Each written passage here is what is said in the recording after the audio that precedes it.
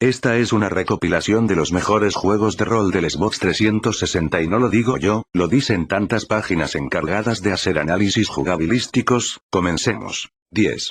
Kingdom. Amalur Reckoning, con calificación de 8,4 sobre 10. Reckoning comienza de una forma muy respetuosa con el género, con un personaje anónimo, y en esta ocasión amnésico, que despierta en la clásica mazmorra o prisión que parece vinculada a los RPGs como punto de partida desde tiempos inmemoriales. Al comienzo de la aventura bautizaremos a nuestro héroe, o heroína, y definiremos su aspecto, y rápidamente descubriremos en una sorprendente maniobra por parte de sus responsables que está muerto, y dispuesto a ser apilado con otros cientos de cadáveres en una fantasmagórica fosa común que responde al nombre de El Pozo de las Almas situado en la prominente Torre Ayestar. En un momento determinado, y sin recibir mayores explicaciones sobre el motivo, despertaremos de nuestro letargo eterno y ahí precisamente comenzará la aventura. La huida de las siniestras instalaciones cavadas bajo la tierra funcionará a modo de tutorial, y será ahí cuando descubramos cómo desplazarnos, cómo atacar, cómo relacionarnos con el entorno y cómo interactuar con otros personajes. Será ya desde el comienzo cuando iremos conociendo los primeros detalles sobre el fascinante mundo de Kingdoms of Amalur, un lugar regido principalmente por la creencia en el hecho de que el destino dictamina nuestro futuro de una forma inalterable. 9 Diablo 3, con calificación de 8,5 sobre 10. El ángel de la muerte, Maltael, ha desatado su ira sobre el reino de Westmarch, llevándose por delante a miles de inocentes, que nada han podido hacer frente a las fuerzas oscuras que comanda este temible enemigo. Un rival al que tendremos que hacer frente en el nuevo acto que da forma a la primera gran expansión de contenidos de Diablo III, y que mejora sustancialmente la experiencia de juego con respecto al original en aspectos fundamentales como la rejugabilidad o el reparto del botín. Pero vayamos por partes. Principalmente en lo tocante al inteligente y variado diseño de las misiones a las que haremos frente, con una gran afluencia de jefazos y enemigos élite que nos obligarán a dar lo mejor de nosotros mismos para sobrevivir a las duras contiendas que nos aguardan. Recolección de objetos mágicos, la aniquilación de hordas demoníacas, los duelos cara a cara contra peligrosas criaturas del Averno sin ser nada original en la mayoría de sus objetivos. El nuevo acto de Diablo III consigue de principio a fin mantener muy alto el interés por su acción, ya sea por lo atractivo de su argumento o la intensidad de sus batallas, que en algunos casos nos dejarán con la boca abierta. 8 Dragon Age Origins, con calificación de 8,7 sobre 10. Dragon Age cuenta la historia de una serie de personajes en el mundo ficticio de Ferelden. El universo del videojuego está azotado por los engendros tenebrosos, una amenaza que viene del sur, y los primeros en caer bajo su yugo son los reinos enanos. La resistencia comienza a organizarse y ahí es precisamente donde nos enrolaremos, tomando nuestro papel enorme fuerza. En el título escogeremos entre varios tipos de personajes en función de su sexo, raza y clase, y viviremos aventuras diferentes en función de cuál de estos pies elijamos para empezar nuestro periplo. Así si somos una maga elfa daremos nuestros primeros pasos en un lugar y con un contexto totalmente diferente así, por ejemplo, somos un enano guerrero. 7 Fallout 3, con calificación de 8,9 sobre 10. Fallout 3, como toda buena historia, comienza aportando la menor información posible, y emplazándonos a nosotros, el jugador, a ser precisamente quienes la descubramos profundizando en el videojuego. En el año 2277 encarnamos a un niño que vive con su padre y el resto de una comunidad en un búnker, el Refugio 101. Totalmente aislados de los acontecimientos que se suceden en el exterior, y bajo una suerte de civilización con sus propias normas y leyes. La mayoría de sus ciudadanos han crecido ajenos a que en el exterior la Tierra ha sido devastada por una guerra nuclear. Nuestros primeros pasos, de hecho, los damos como bebé en un prólogo a modo de tutorial de movimientos, tan ingenioso como poco necesario. Los años transcurren a toda velocidad mediante elipsis temporales, y rápidamente saltamos a nuestro 10º cumpleaños, donde se nos facilita el P-Boy 3000 para hacer frente a nuestras primeras responsabilidades, y más tarde en la misma fiesta donde nuestro padre nos hace el siniestro regalo de un arma. 6 Fable 2. Con calificación de 9,1, Fable 2 comienza de forma muy similar a la primera entrega, lo cual no es en absoluto negativo. Volveremos a encarnar a un héroe desde los primeros años de su vida hasta su vejez, con un prólogo enmarcado precisamente en los años más tempranos de su existencia. Gorrión, como nos apodarán sea cual sea el sexo que escojamos, primera novedad de la secuela, protagoniza los primeros minutos de juego con un hábil tutorial que nos introduce de forma inmejorable al estilo encantador, simpático y agradable que desprende el videojuego en todo momento. La ciudad vieja y el castillo Fairfax bajo la nieve son difíciles de superar como marco para un cuento de hadas de la talla del que nos ocupa. No desvelaremos muchos detalles del argumento, pues parte del encanto del juego reside en descubrirlo por nosotros mismos, pero sí que destacaremos que en esta ocasión funciona mucho mejor como motor para la narrativa que en el anterior título. El punto trágico del comienzo, y la aparición de una figura malvada desde el comienzo, ayudan mucho a fijar los patrones clásicos que todo buen cuento necesita. 5 Dragon Age 2, con calificación de 9,15 sobre 10. La historia de Dragon Age II entra dentro de los cánones de los grandes relatos de BioWare, aunque quizás sin las cotas de talento o inspiración que sí ha mostrado en otros títulos de su largo currículum como estudio. Es un buen punto de partida y el juego muestra un buen desarrollo, aunque quizá en algunos momentos puede pecar de apostar en demasía por los clichés. Cabe matizar sin embargo que esta observación no es un aspecto que penalice la puntuación final, como puede verse en el apartado de jugabilidad que alcanza un 10, puesto que aún no siendo algo especialmente destacable para BioWare en lo narrativo, el videojuego está en este campo muy por encima de lo que el género está acostumbrado a ofrecernos. Volveremos a encarnar a un héroe, en una historia que narrará Barrick, uno de los caracteres que conoceremos por el camino y que servirá de cronista de nuestra epopeya en clave de campeón de Kirkwall, en un relato que contará a Cassandra Pentagast, una buscadora de la capilla.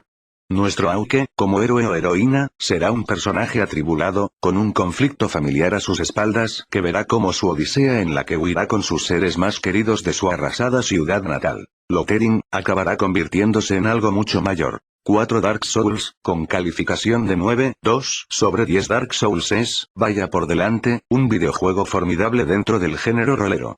Un título que atesora todas las virtudes de los RPG al uso, y que los reviste de una dificultad extremadamente punitiva que, lejos de ser frustrante, se convierte en una de sus mejores virtudes. En un momento en el que la dificultad ha abandonado casi por completo a la industria del entretenimiento interactivo para dar paso a experiencias jugables donde lo accesible y sencillo están a la orden del día, el juego de From Software apuesta por todo lo contrario. Desafío enorme a cambio de adicción en un título que nos hará gritar por nuestros infortunios más a menudo que cualquier otro lanzamiento reciente, pero que al mismo tiempo nos recompensará con una experiencia única. 3. The Witcher 2 con calificación de 9,4 sobre 10. The Witcher 2 es un juego magnífico en mi opinión y uno de mis favoritos. Bueno, aquí va la historia, ya sea en el Assassin's Kings de PC o el que nos ocupa de Xbox 360, lo que queda claro es que desde el primer instante el juego de CD Projekt Red cautiva. El prólogo es sencillamente formidable, poniéndonos en situación de manera brillante, y desde el inicio comienza a mezclar flashbacks con lo que sucede contemporáneamente, y todo ello en unos primeros compases narrados de forma ágil por el protagonista en su interrogatorio con su captor. ¿Por qué estamos encerrados? ¿De qué se nos acusa? ¿Por qué se desconfía de nosotros? Todo ello lo dejaremos en manos del descubrimiento del aficionado.